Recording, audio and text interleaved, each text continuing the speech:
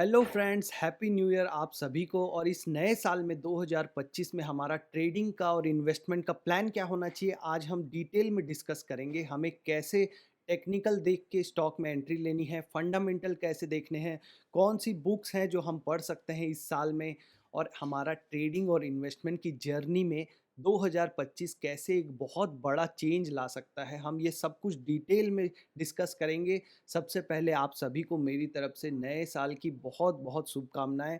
आने वाला साल, ये साल 2025 आपकी ट्रेडिंग और इन्वेस्टमेंट जर्नी को पूरी तरीके से बदल दे, आप प्रॉफिटेबल हो जाएं, आपको समझ में आ जाए कि ये एक्चुअली में गेम क्या है।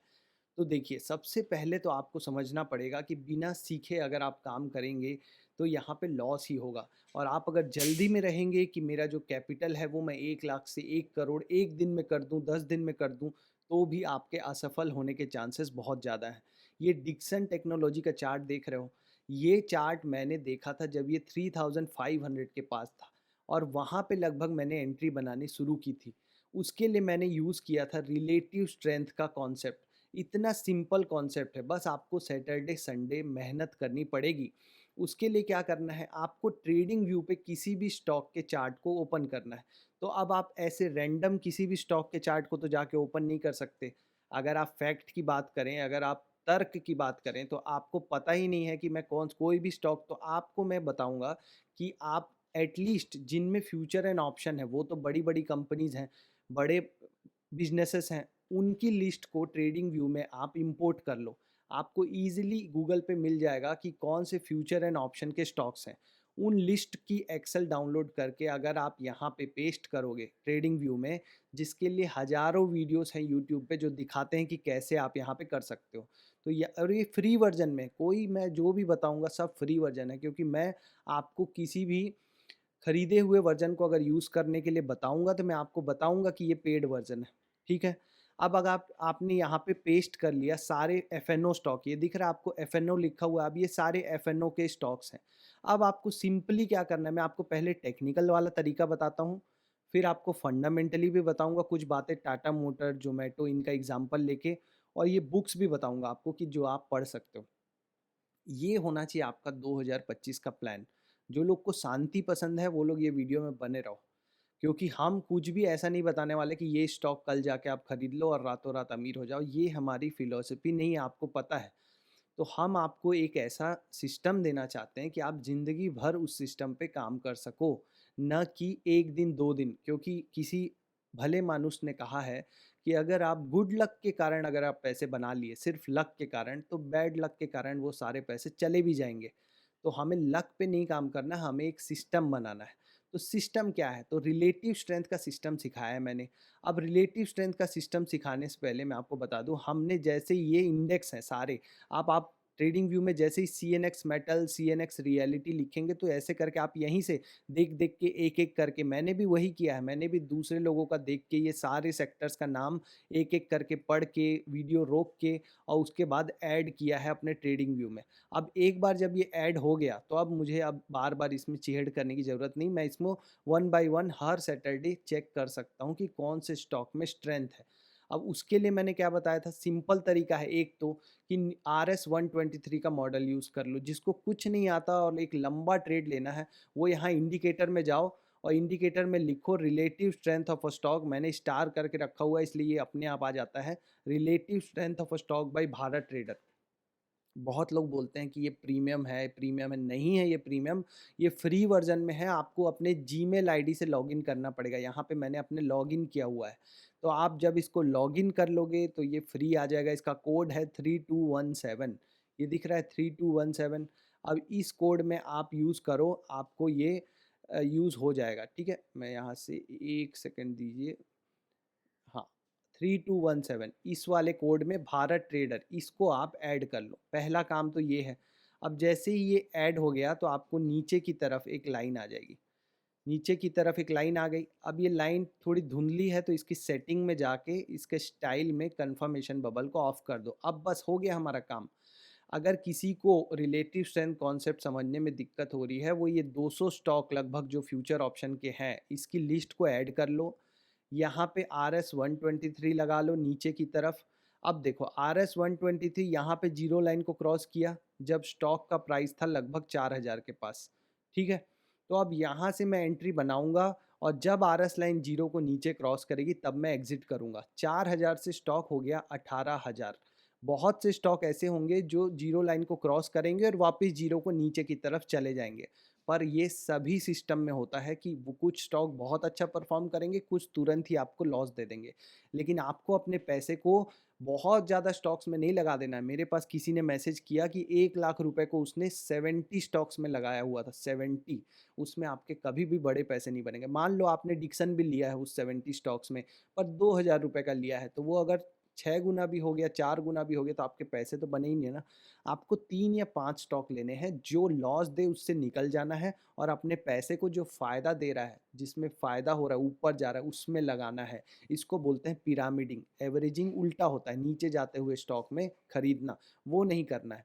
अब किसी ने क्या किया होता कि डिक्सन खरीदा होता और भी 3 स्टॉक खरीदे होते हैं इस लेवल पे, सेम लेवल पे, और सबने आरएस रिलेटिव स्ट्रेंथ जीरो को क्रॉस किया होता।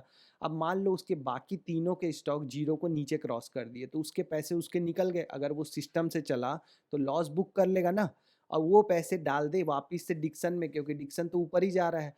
तो उसके सारे पैसे से डिक्सन काम करता और ये फाइनली उसको प्रॉफिट होता।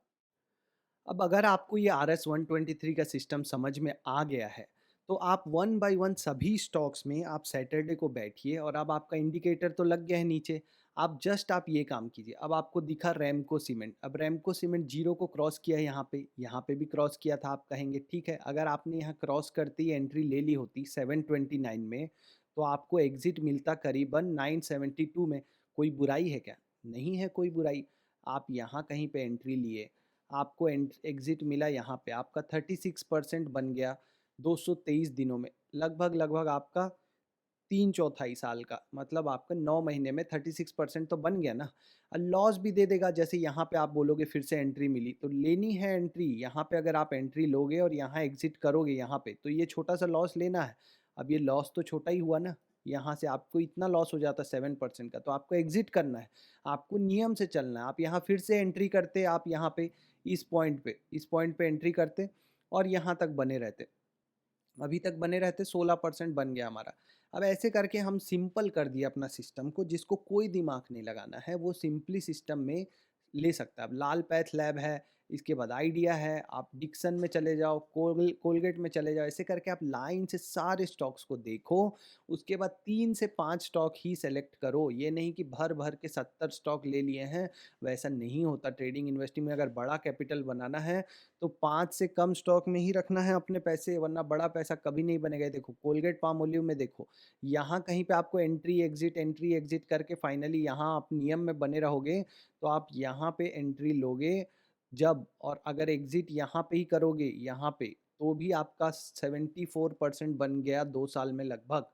तो बन तो गया ना जी। तो वैसे ही करना है। अब जिसको देखो 123 वाला सिस्टम समझ में आ गया, वो तो सिंपली जाके वन बाय वन सारे स्टॉक में बस ये खेलते रहो। ये देखो हीरो मोटोकॉर्प है। अब किसी को पता ही नहीं है कि आपका ये कब ऑटो स्टॉक में इन्वेस्ट करना था, कब नहीं, लेकिन आपने कहीं यहाँ से इन्वेस्ट करके ये रखा होता इस पॉइंट तक भी, तो 91% आपका रिटर्न बन गया ना।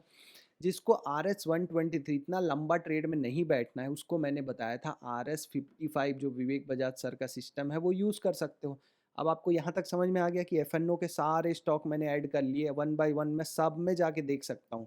इवन मेरे पास तो यहाँ पे मैंने मिड कैप के भी सारे स्टॉक ऐड करके रखे हैं। वॉच लिस्ट है, यहाँ नीचे जाएंगे आप तो वॉच लिस्ट में नहीं, आपका रेड लिस्ट में है।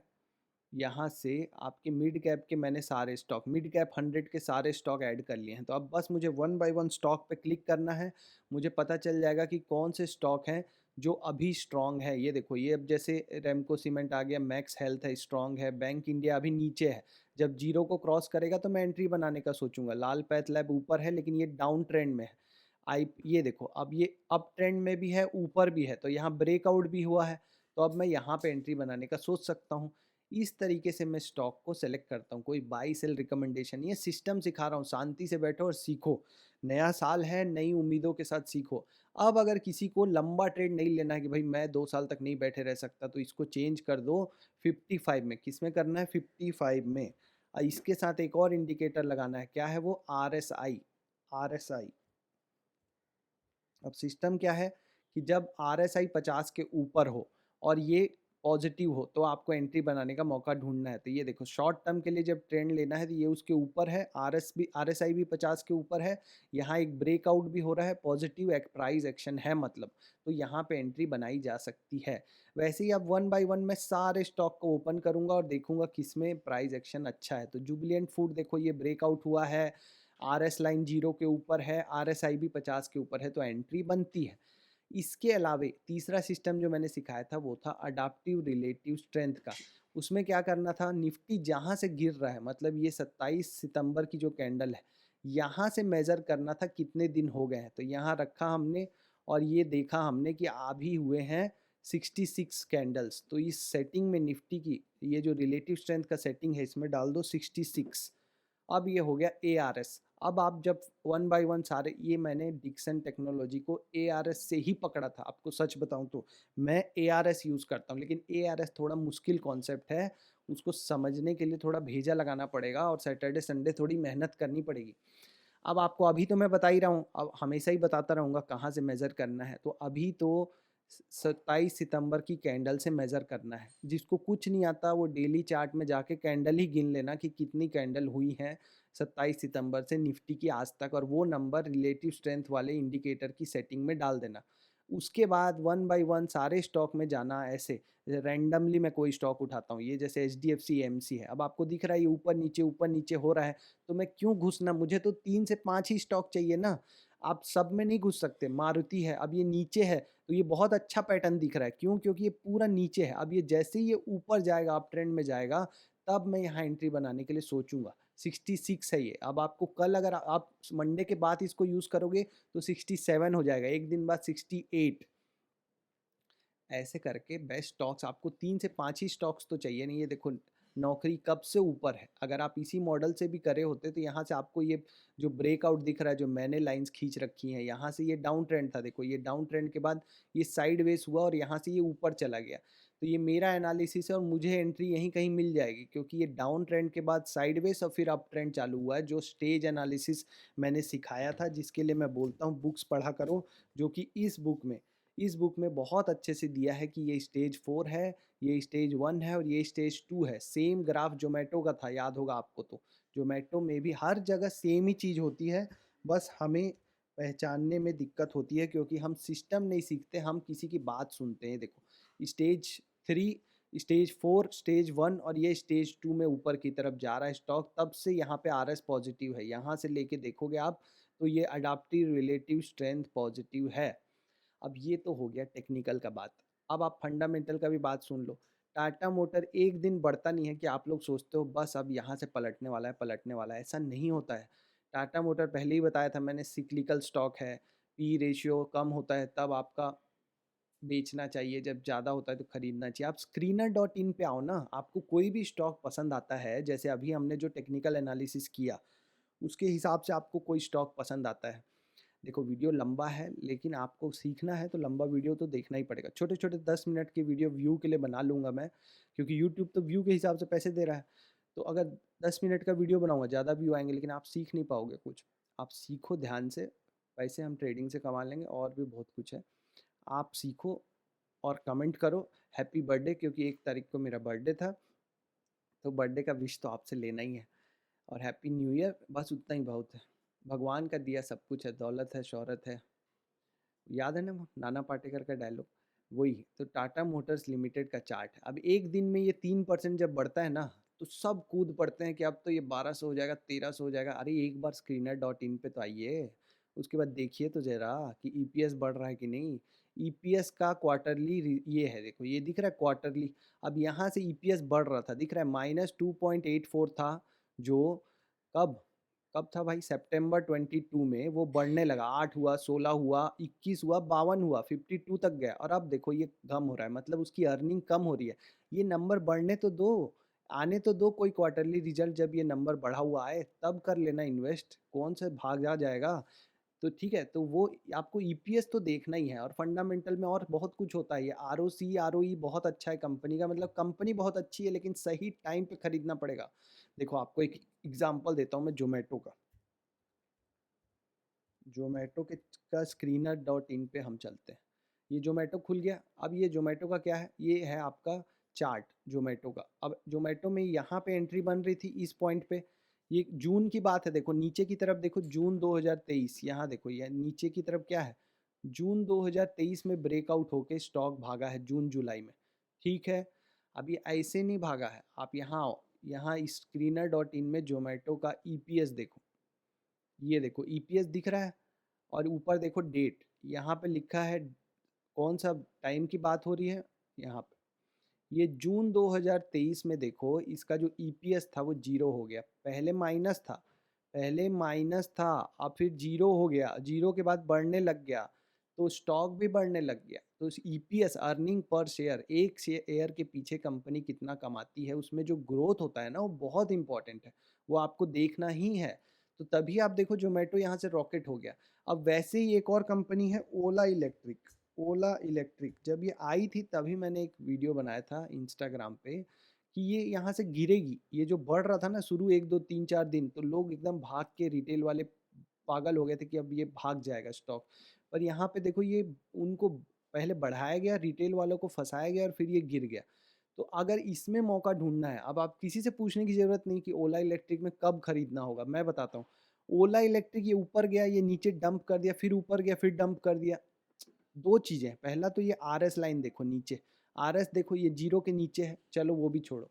ओला इलेक्ट्रिक यहाँ सर्च करो, फ्री का है स्क्रीनर डॉट इन। इसमें जो ईपीएस है उसका नंबर देखते हैं, चलो। ये दिख रहा है आपको ईपीएस, सेम ज़ोमैटो वाली कहानी है। ये दिख रहा है आपको, अभी ये माइनस में चल रहा है। ओला इलेक्ट्रिक का ईपीएस क्या चल रहा है? माइनस। इसको जीरो होने दो, ये जिस दिन जीरो हुआ ना उस दिन स्टॉक भागने लग जाएगा। ठीक, सिंपल है ना? तो ईपीएस देखना है कि बढ़ रहा है कि नहीं। तो ऐसे करके आप बहुत सारे स्टॉक छांट लोगे। जब आप रिलेटिव स्ट्रेंथ मॉडल लगा के भी स्टॉक पसंद करोगे तो सबका आके ईपीएस देखना कि ईपीएस में ग्रोथ है कि नहीं। सिंपल है। एक किसी ने मुझे मैसेज किया था इंस्टाग्राम में कि मेरे पास 69 स्टॉक्स हैं, मैं बहुत परेशान हूँ, सब में लॉस हो रहा था, क्या करूँ? सबसे पहले मैंने बोला पहले तो सारे स्टॉक्स में से 3 या 5 स्टॉक्स रखो, सबके पैसे निकाल लो। बोला कैसे? तो ईपीएस ग्रोथ देख लो, जिसमें ईपीएस ग्रोथ नहीं है उन स्टॉक्स को निकालो, जिसमें है ईपीएस ग्रोथ उनमें डाल दो पैसे। एटलीस्ट जो अभी कर रहे हो उससे तो बहुत अच्छा करोगे। ये सिंपल तरीका हो गया। फ्यूचर ऑप्शन करना है, बहुत सावधानी से करना, लोग बर्बाद हो गए हैं, ठीक है? उसमें भी सिस्टम होना चाहिए। मैं खुद ऑप्शन ट्रेडिंग करता हूँ, ऑप्शन सेलिंग करता हूँ, नॉन डायरेक्शनल। मुझे 40% से ज़्यादा का सालाना रिटर्न आराम से बनता है, लेकिन मेरे पास एक सिस्टम है, मैं उस सिस्टम से करता हूँ। लेकिन वो सब नहीं कर सकते क्योंकि उसके लिए कैपिटल ही मिनिमम 2.5 लाख चाहिए, उससे कम कैपिटल में आप नहीं कर सकते उसको। तो मैं वहाँ बताना भी नहीं चाहता और बता के करना क्या है। इसलिए आपका पास अगर 2.5 से कम है कैपिटल और आप ऑप्शन बाइंग कर रहे हो तो इस नए साल में तो बंद कर दो, पैसे जाने वाले हैं। देखो ऑप्शन बाइंग में क्या होता है आपको पता है ना, 1-2 दिन आप कमाओगे, कोई लक वाइज़ आपका कुछ मूवमेंट लग जाएगा, पर आपका सिस्टम नहीं होगा तो आपका चौथे दिन पूरा कैपिटल साफ हो जाएगा, क्योंकि आपको लगेगा जब पैसे बन ही रहे हैं, तो मैं 1 लाख क्यों लगाऊँ, पूरा लगा दूँ अपना कैपिटल, और वो उसी टाइम में वो कुछ एक बड़ी कैंडल बन जाएगी 200-300 पॉइंट की और आपका पैसा आधा हो जाएगा। फिर आप रिवेंज ट्रेडिंग में आ जाओगे कि अब तो मुझे इसको आज ही लाना है वापस, तो आप 3:30 बजे तक लगातार ट्रेड करोगे, पूरा परेशान हो जाओगे। ये सब होता है ऑप्शन ट्रेडिंग में, एक दिन में पैसे खत्म हो जाते हैं। जिसके पास सिस्टम है ना, जो लोग अपने आप पे कंट्रोल कर लिए हैं कि आप 2 ही ट्रेड करना है, सिस्टम से ही ट्रेड करना है, उसके बाद बंद कर देना है, उन लोग का रेगुलर पैसा बनता है ऑप्शन ट्रेडिंग में। ऑप्शन ट्रेडिंग अगर सीखना है, करना है तो नियम से करो, सिस्टम से करो। स्विंग ट्रेडिंग करना है तो मैं आपको बता दिया, देखो टेक्निकल करना है, रिलेटिव स्ट्रेंथ वाला यूज़ करो, 123 यूज़ करो, अगर कुछ नहीं आता है तो 123 लगा के, अगर थोड़ा दिमाग लगा रहे हो तो 55 यूज़ कर लो, फिबोनाची नंबर है। अगर और थोड़ा दिमाग लगा रहे हो तो अडाप्टिव रिलेटिव स्ट्रेंथ यूज़ कर लो, जिसका डिटेल वीडियो भी बनाया मैंने। फंडामेंटल देख के स्टॉक्स को साइड करो। मान लो आपने रिलेटिव स्ट्रेंथ से 50 स्टॉक्स निकाल लिए, फंडामेंटल देख के आपके 40 निकल जाएंगे, 10 बचेंगे, 10 में अपने पैसे को डिवाइड करके लगाओ। कब लगाना है? जब Nifty higher high higher low बना रहा हो, हमेशा नहीं लगाने होते पैसे स्विंग ट्रेडिंग में। जब निफ्टी ऊपर की तरफ जा रहा होता है तब लगाने होते हैं।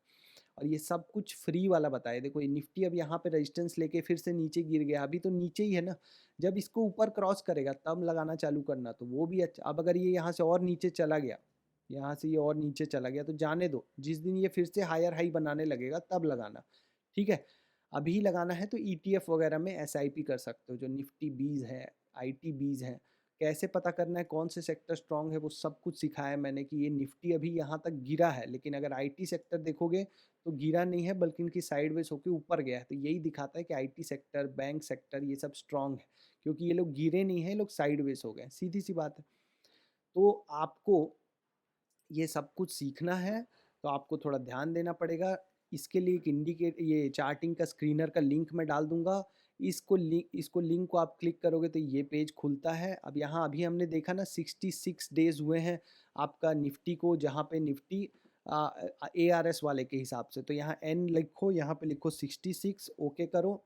इस वाले को भी सेलेक्ट करो, 66 करो, और यहाँ पे रिटर्न डालना पड़ेगा। अभी कितना रिटर्न है माइनस में, जो चार्ट में यहाँ पे अगर आप निफ्टी का चार्ट खोलोगे तो ये जो फॉल आया था यहाँ से लेके अभी तक कितना है रिटर्न, यहाँ से लेके आप देखो -8.3%। तो उस इंडिकेटर में डालना है 8.3, -8.3। तो वो स्टॉक्स मिल जाएंगे जो जस्ट जीरो लाइन को क्रॉस किए हैं। ठीक है, रन स्कैन करो तो ये सारे स्टॉक, ये 9 स्टॉक्स हैं जो जस्ट जीरो लाइन को क्रॉस किए हैं। अब इनमें जाके देखो किसका ईपीएस ग्रोथ हो रहा है कि नहीं, और उसमें अगर आज ना भी मिले कोई स्टॉक तो छोड़ दो, कल परसों फिर से मिलेंगे स्टॉक्स, उनमें एंट्री बना लेना, कोई जल्दी नहीं है। ठीक है, आराम से चलेंगे। ये है चैनल। यहाँ पे देखो, अब बुक्स बता देता हूँ मैं। सबसे पहले तो आप स्टार्ट करो ये वाली बुक से, one up on the wall street. अरे इंग्लिश में है, हिंदी में भी होगा, अमेजोन वगैरह में सर्च करोगे। मैं भी इसका डिटेल वीडियो बना दूंगा। बहुत कुछ तो मैं इससे सिखा भी चुका हूँ, पैग रेशियो, आपका ईपीएस ग्रोथ, साइक्लिक स्टॉक में कैसे ट्रेड करना है, फिर भी इसका डिटेल वीडियो बनाएंगे। पर ये बुक आप ट्राई करो पढ़ने का पहले तो, उसके बाद आप ना ये how to make money in stock, ये जो बुक है इस साल का बता रहा हूँ 2025 का, इसमें ख़त्म करनी है ये 4 बुक्स। ये वाली बुक जो है इसमें 100 चार्ट दिए हैं। शुरू का आप खोलोगे ना जैसे ही, तो ये देखो चार्ट्स दिए हुए हैं, दिख रहा है आपको चार्ट्स। इसमें बहुत कुछ सीखने के लिए, देखो मैंने पेंसिल से मार्क करके रखा है जो भी सीखने की चीज़ें। इनको आप बार बार जब देखोगे तो आपको बहुत कुछ सीखने को मिलेगा। थर्ड बुक आप सीखो ये जो अभी स्टेज एनालिसिस मैंने बताया ना, 1 2 3 4, वो आप सीखोगे। इसमें स्टेज एनालिसिस दिया हुआ है अच्छे से, और बहुत सारे एग्जाम्पल भी दिए हुए हैं कि कैसे आप स्टेज देखो। अभी हमने जो देखा वो कुछ ऐसा ही था ना, स्टेज के बाद एक ब्रेकआउट जोमेटो में, वो सब यहाँ पे दिया हुआ है। एक्चुअली हम लोग मेहनत करना नहीं चाहते, इंजीनियरिंग करते हैं, डॉक्टरी करते हैं तो बहुत मेहनत करते हैं, लेकिन ये स्टॉक मार्केट में रातों रात अमीर बनना है हमको, ये दिक्कत है। ये देखो, ये ट्रेडिंग इन द जोन है, इसका इंग्लिश बहुत मतलब कट्टर वाली इंग्लिश दी हुई है, तो इसको तो पढ़ना बहुत लोगों के लिए मुश्किल होगा। लेकिन ये देखो, ये है ना, watch before it's too late, ये दिख रहा है ट्रेडिंग साइकोलॉजी वाली प्लेलिस्ट में। ये वीडियो पूरा डिटेल में बनाया हुआ है मैंने, जिसमें मैंने आपको इस बुक का बताया था रिव्यू कि कैसे आपको, अरे भाई कौन है भाई तू, ये, तो ये देखो इसमें मैंने डिटेल में समझाया है। वाइट शर्ट में अच्छा भी लग रहा हूँ, देख लो ये वीडियो, काम आएगा। ठीक है, इसे भगा भगा के नहीं देखना है, देखना है अच्छे से। ये देखो नोट्स हैं, ट्रेडिंग इन द जोन का पूरा नोट्स है, दिख रहा है। आप देखोगे तब तो बनेगा बात। तो नए साल में प्रण लो कि ये 4 बुक पढ़ोगे, और टेक्निकल करना है तो रिलेटिव स्ट्रेंथ यूज़ करेंगे, फंडामेंटल देखेंगे, जो स्ट्रॉन्ग सेक्टर है उन्हीं के स्टॉक्स में लगाएंगे। बहुत सारे स्टॉक्स नहीं लेंगे, 3-5 स्टॉक्स ही लेंगे। जैसे ही हमारा सिस्टम से एग्जिट बोलेगा हम एग्जिट कर जाएंगे। ठीक है, नियम से चलेंगे तो पैसे बन जाएंगे। होप आपको वीडियो पसंद आया। नया साल का पहला वीडियो आराम से बनाया है मैंने डिटेल में, क्योंकि नया साल है। आपके लिए भी सोच क्या है, अभी आप लोगों की सोच क्या है, कन्वर्ज नहीं हुई है कि अभी इस मार्केट में करना क्या है। एकदम स्टॉक मार्केट बस बनाना है पैसे करके आप। मैं भी ऐसा ही था शुरू में। धीरे धीरे आपको शांति की ओर बढ़ना पड़ेगा। शांति मतलब वो शांति बाई नहीं, आपके मन के अंदर वाली शांति, कि भैया हाव हाव करके अपना बीपी बढ़ा के फाइनली हॉस्पिटल में पैसे ही देने हैं, तो अभी कमा के क्या मतलब। आपने वो रिसेंटली इंस्टाग्राम पे कपल की स्टोरी देखी होगी ना, विवेक और लेडी का नाम भूल गया मैं, कितनी प्यारी स्टोरी थी। वो लोग देखो कितना स्ट्रगल किए हेल्थ के लिए। हेल्थ बहुत इंपॉर्टेंट है। अगर आपका हेल्थ सही है तो आप दुनिया से लड़ जाएंगे। तो वेल्थ एक हद तक ही इम्पॉर्टेंट है। जब आप ऐसे लोगों को देखोगे तो आपको लगेगा कि वो लोग कैसे एक दूसरे के साथ थे लास्ट टाइम में, और हेल्थ उनके लिए कितना इंपॉर्टेंट था। तब अगर उनसे कोई कहता भी कि मल्टी बैगर स्टॉक दे देता हूँ तेरे को, तो वो लोग, उनको कोई इंटरेस्ट नहीं है। तो आप भी अपने हेल्थ, ऐसा कोई ट्रेडिंग या स्ट्रैटेजी मत यूज़ कीजिए, जैसे इंट्राडे में आप जाके ऑप्शन बाइंग कर रहे हो, तो आप एक बार खुद बैठ के सोचिए शाम को कि क्या आपका स्ट्रेस लेवल जो है वो उतने के लायक है जो आप पैसे कमा रहे हो। एक स्ट्रेस को भी देखना चाहिए कि स्ट्रेस के मुकाबले आप कितना रिवॉर्ड कमा रहे हो, कितना स्ट्रेस ले रहे हो और कितना पैसे कमा रहे हो। वो बहुत ज़रूरी है लाइफ में, आगे चल के आपको समझ में आएगा। और ऐसा भी कुछ भी सिस्टम नहीं अपनाना है अपने को जिससे कि आप 2 साल 3 साल तो पैसे कमाएँ और लास्ट में फाइनली सब कुछ गँवा दें। क्योंकि भाई रखने के लिए हो रहे हैं पैसे, आप 3 साल आपके वेस्ट भी तो होंगे ना टाइम। आप 3 साल तक कमाएँ हर साल 50% प्रॉफ़िट, 50% और चौथे साल में मान लो आपका 200% का लॉस हो गया, 200 तो नहीं 100% का लॉस हो गया, पूरा कैपिटल ही चला गया। तो ऐसे अपना टाइम वेस्ट करके क्या ही मतलब, उन पैसों से अपना एन्जॉय कर लो। तो स्टॉक मार्केट को ना थोड़ा लाइटली लो, एकदम अनाप-शनाप रिटर्न नहीं आता। यहाँ अपना कैपिटल बढ़ाने के बारे में सोचो। मान लो आपके पास 1 लाख है, तो आप सोचो कि मैं 1 लाख को अपना कैपिटल को 10 कैसे करूँ? तो उसके लिए आप क्या कर सकते हो? आप एक्स्ट्रा कुछ काम करो, अभी जो काम कर रहे हो उसके अलावा ट्यूशन्स दो, टीचिंग करो, आप और कोई साइड में कोई जॉब करो, बिज़नेस करो, उससे आपका इनकम बढ़ेगी, तो उससे आपका कैपिटल बढ़ेगा। कैपिटल बढ़ाना इम्पोर्टेंट होता है। आप जो आप कमाने के लिए ज़्यादा सोचते हो ना कि मैं 10% की जगह 100% कमा लूँ, उससे आप रिस्क ज़्यादा लेते हो, और जब ज़्यादा रिस्क लेते हो तो कैपिटल जाने के भी चांसेस बहुत ज़्यादा होते हैं। ये कोई जुआ नहीं है, मतलब उससे अच्छा तो है लॉटरी की टिकट खरीद लेना। मैं केरल में रहता हूँ, यहाँ लॉटरी की टिकट मिलती है, आप बोलोगे तो मैं खरीद दूँगा आपके लिए। हर दिन ₹50 वाली टिकट, उसमें भी 5 करोड़ का इनाम है। तो आप भेज देना 50-50 रुपए, मैं टिकट खरीदते रहूँगा। लेकिन आप यहाँ जाके जुआ मत करो यार। एक दोस्त था मेरा, वो हमारे कलीग हैं, वो 3 करोड़ रुपए का लोन ले लिया, 3 करोड़ रुपए का, और वो किसी को दिया, वो फ्यूचर ऑप्शन में लगा दिया, सब खत्म हो गया। अब वो मतलब सुसाइड वाला स्थिति आ गया, समझ रहे हो? सबसे माँग रहा है कि 1-1 लाख रुपए दे दो मुझे, 300 लोग तो हो जाएगा, पर कौन देता है आज के टाइम में? आप समझो। तो आप वैसे चक्कर में ना पड़ें, इसलिए मैं इतना लंबा वीडियो बना रहा हूँ जिसमें पता है व्यू नहीं आने वाले, लेकिन ठीक है, जो देख रहे हो उनका तो भला होगा, एक भी आदमी का भला हो गया तो मुझे बहुत अच्छा लगेगा। तो वीडियो ख़त्म ही करने का मन नहीं कर रहा, आज नया साल है और बहुत बातें करने का मन है आपसे, लेकिन ठीक है, आप होप आपको समझ में आया होगा इतना सब कुछ कि भई सिस्टम बनाएँगे हम, आराम से काम करेंगे, सब कुछ फ्री वर्ज़न में है। ये स्टॉकेज भी यूज़ करता हूँ मैं, स्टॉकेज में तो ख़ैर पेड है ये, 14-1500 1700 कुछ साल का है। इसमें आपको क्या है, यहाँ से डायरेक्ट मिल जाता है स्क्रीनर, लेकिन ठीक है, आप लोग फ्री वाला भी यूज़ कर सकते हो अगर आप चाहो, अगर आपके पास उतना प्रॉफ़िट हो रहा है स्टॉक मार्केट में कि ये आप इसको दे सकते हो ₹1700, तो आप यूज़ कर सकते हो। यहाँ पे आप देखोगे ना, तो यहाँ प्राइस स्कैन में डायरेक्टली रिलेटिव स्ट्रेंथ वाले स्कैन्स हैं। ये वीकली के लिए है, 21 डेज़ वाला, 55 डेज़ वाला, ये 21 वीक्स वाला। मतलब आप वीकली चार्ट पे 21 लगा के जो स्कैन करते हो, तो आप इसको जब स्कैन करोगे तो यहाँ लिखा है कि relative strength going above zero, तो यहाँ आप क्लिक करोगे तो वो सारे स्टॉक मिल जाएंगे जो जीरो को क्रॉस कर रहे हैं, कुछ नहीं करना है। मतलब वो सब सिस्टम हमारा जो है ना, वो थोड़े इजी हो जाएगा आपका। जैसे यहाँ पे अडाप्टिव और स्टैटिक के लिए भी स्कैन्स हैं जो हम अभी पढ़े, अडाप्टिव रिलेटिव स्ट्रेंथ, स्टैटिक बोलते हैं RS-123 को, ठीक है। तो वो और RS-55 के लिए भी स्कैन है, तो ये सब मैं यूज़ करता हूँ, इसलिए आपको बता रहा हूँ। आप अगर कमाने लग जाएँ तो उस पैसे से यूज़ करके आप इसका 1 साल का सब्सक्रिप्शन ले सकते हो। कुछ 1700-1800 रुपए कूपन कोड वगैरह लगा के हो जाता है। उसमें आपको बहुत सारे स्क्रीनर मिल जाते हैं। उसके बाद आप कोई भी स्टॉक्स जैसे लिखोगे, एशियन पेंट लिख लिया आपने, तो आप यहाँ पे ये ओआई एनालिसिस में जा सकते हो। ओआई मतलब ओपन इंटरेस्ट का एनालिसिस। तो क्या होता है यहाँ पे कि मान लो किसी में यहाँ ओआई में देखो आप, ये नेगेटिव दिख रहा है, मतलब ओआई कम हो रहा है, और प्राइस क्या है, बढ़ रहा है, मतलब शॉर्ट कवरिंग हो रही है इन चारों दिन से। देखो, शॉर्ट कवरिंग हो रही है 4 दिन से, मतलब कि जो शॉर्ट्स थे वो लोग अपना कवर कर रहे हैं, तो ऊपर जाने का इसमें चांस है। किस लेवल पे? यहाँ पे, इस लेवल पे। तो हम अब एक ऊपर की तरफ का सोच ले सकते हैं। तो ऐसे करके मैं बहुत सारे टूल्स हैं इसमें यूज़ करता हूँ स्टॉकेज में, आप ट्राई कर सकते हो, कोई रिकमेंडेशन नहीं है। मैं इसीलिए बताता नहीं ये सब, क्योंकि ये पेड वर्ज़न है, आपको लगेगा मैं प्रमोशन कर रहा हूँ, और पैसे-वैसे देने नहीं हैं इन लोगों को। विवेक बजाज सर को फ्री में प्रमोशन करवा रहे हैं, इतना अच्छा ऐप बनवा दिए कि फ्री में प्रमोशन हो जा रहा है। तो इसलिए छोड़िए, मैं इसलिए फ्री वाला बताता हूँ कि चार्टिंग का स्क्रीनर है भैया फ्री में। ये पेड वाला बताऊँगा तो आप बोलोगे ये स्टॉकेज वाला पैसा दिया है। स्टॉकेज वाला पैसा ऐसे देता नहीं, इसलिए क्यों बताना, जिस दिन देगा उस दिन बताएँगे।